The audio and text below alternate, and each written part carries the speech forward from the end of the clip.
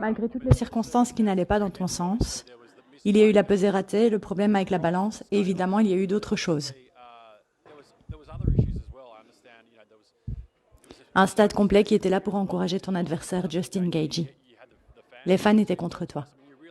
Explique-nous comment as-tu fait pour malgré tout venir ici et gagner. Tu dois toujours rester concentré, savoir que peu importe où tu es, l'octogone reste le même.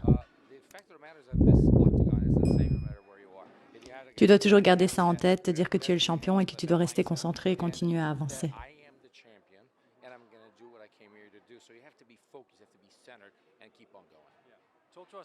Parle-nous du premier round, parce qu'il y a eu beaucoup de divertissement.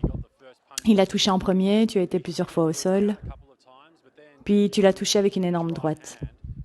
Quand il a été au tapis, as-tu pensé que c'était à ce moment-là qu'il fallait en finir par soumission?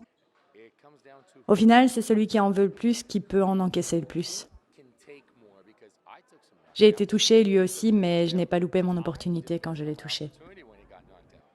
Ça en revient toujours à ce qui en veut le plus. Le champion a un nom, c'est Charles Oliveira, et j'en veux encore plus.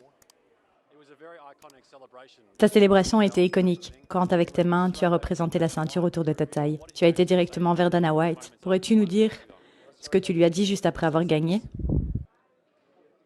Le champion, c'est Charles Oliveira, ne l'oublie pas.